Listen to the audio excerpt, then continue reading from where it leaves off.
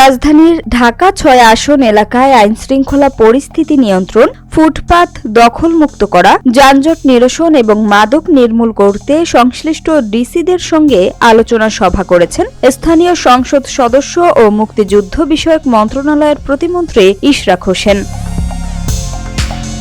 শনিবার প্রতিমন্ত্রীর কার্যালয়ে এই সভা অনুষ্ঠিত হয়। বৈঠকে এলাকার সার্বিক নিরাপত্তা জোরদার, অবৈধ দখল উচ্ছেদ এবং সড়কে শৃঙ্খলা ফিরিয়ে আনতে বিভিন্ন কার্যকর পদক্ষেপ নিয়ে আলোচনা করা হয়। বিশেষ করে ফুটপাত দখলমুক্ত করে পথচারীদের চলাচল স্বাভাবিক রাখা এবং যানজট নিয়ন্ত্রণে সমন্বিত উদ্যোগ গ্রহণের ওপর গুরুত্বারোপ করা হয়।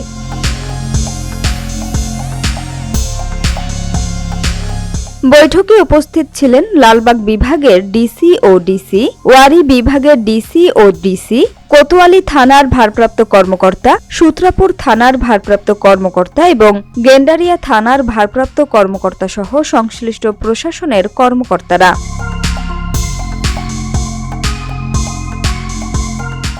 প্রতিমন্ত্রী বলেন, জনগণের স্বাভাবিক জীবনযাত্রা নিশ্চিত করতে আইনশৃঙ্খলা পরিস্থিতির উন্নয়ন, সড়কে শৃঙ্খলা প্রতিষ্ঠা এবং ফুটপাত দখলমুক্ত করা জরুরি। এ লক্ষ্যে প্রশাসনের সংশ্লিষ্ট বিভাগগুলোকে সমন্বিতভাবে কাজ করার নির্দেশ দেওয়া হয়েছে।